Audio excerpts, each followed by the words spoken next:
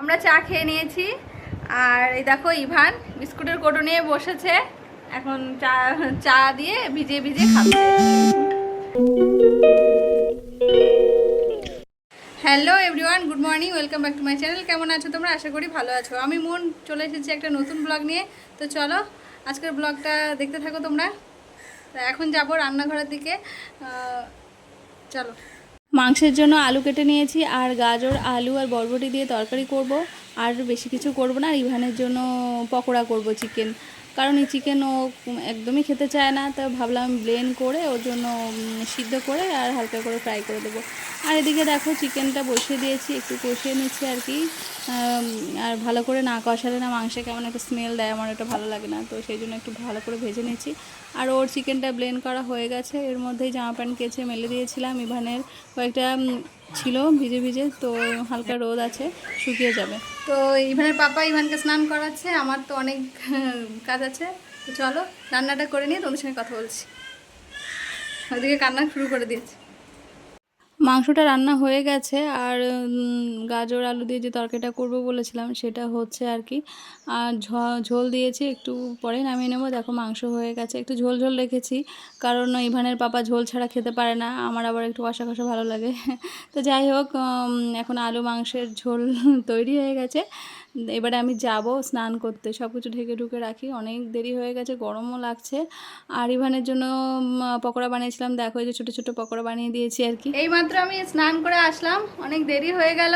তো এখন বাজে দেখো 2:45 বেজে গেছে, ঘড়িতে দেখো 2:45 বাজে। এখন আমরা খেতে এসেছি, কি করব, অনেকটা দেরি হয়ে গেছে। আর ইভান দুষ্টুমি করছিল, আর এটা করতে ওটা করতে সময় হয়ে গেছে।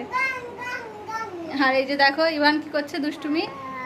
এই যে পাপা কি করছে, হ্যালো, হ্যাঁ হ্যালো করছে। আর এবারে পাপা বসে রয়েছে, খাবে। তো চলো আমরা খাওয়া দাওয়া করে নিই। ভাত আর আছে এই যে বরবটি আলু দিয়ে গাজর দিয়ে তরকারি, আর এই যে কড়াইতে মাংস, আর এই যে পেঁয়াজ আর গাজর, এই তিনটে থালা নিয়ে নিয়েছি, খাওয়া হবে। আর এখানে আছে লবণ।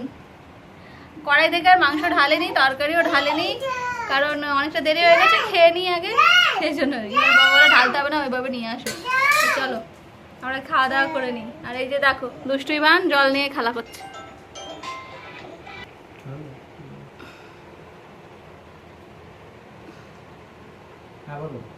খেতে বসে ঝমঝম করে বৃষ্টি আসলো, তো জামা প্যান্ট তুলতে গেছিলাম, দেখো বাইরে কেমন বৃষ্টি হচ্ছে।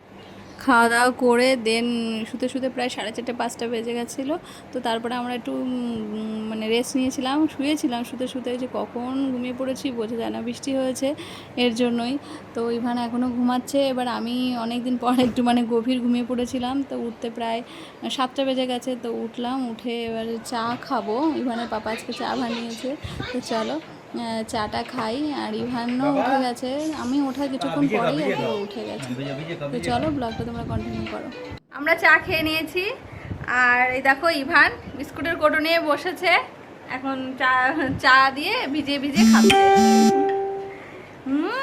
আবার খাচ্ছে আর করছে, পাপা পাপা। তো চলো তোমরা ব্লগটা দেখতে থাকো, পরে কথা বলছি তোমাদের সঙ্গে। দুপুরে খাওয়া দাওয়া করার পর একটু রেস্ট নিয়েছিলাম, আর খুব বৃষ্টি হয়েছে। আর ইভান খুব ঘুমিয়েছে আজকে একটু খুব কম দুষ্টুমি করেছে আর কি। এখন বাজে রাত 11টা। অ্যাকচুয়ালি খিদে পাচ্ছিল না, আর ওই জন্য খাইনি। সন্ধ্যাবেলা চা খেয়েছি, তারপরে একটু খাবার নিয়ে এসেছিলো মিষ্টি ফিষ্টি, তো সেগুলো খাওয়া হয়েছে। আর ইভানও তাই খেয়েছে, সেই জন্য এখন আর খাইনি। আর 11টা বাজে, এখন একটু ডাল সিদ্ধ করেছি, দেখো এই যে 11:15 হয়ে গেছে।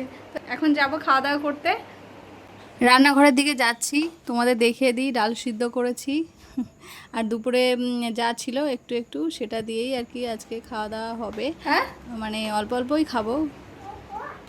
তো ইভান এখন নাচানাচি করতে ব্যস্ত। তো চলো খাওয়া দাওয়া করে দেন আমরা ফ্রেশ হয়ে ঘুমিয়ে পড়বো। তো আজকের ব্লগটা এখানে এন্ড করছি। তোমরা ভালো থেকো, সুস্থ থেকো, গুড নাইট, টাটা।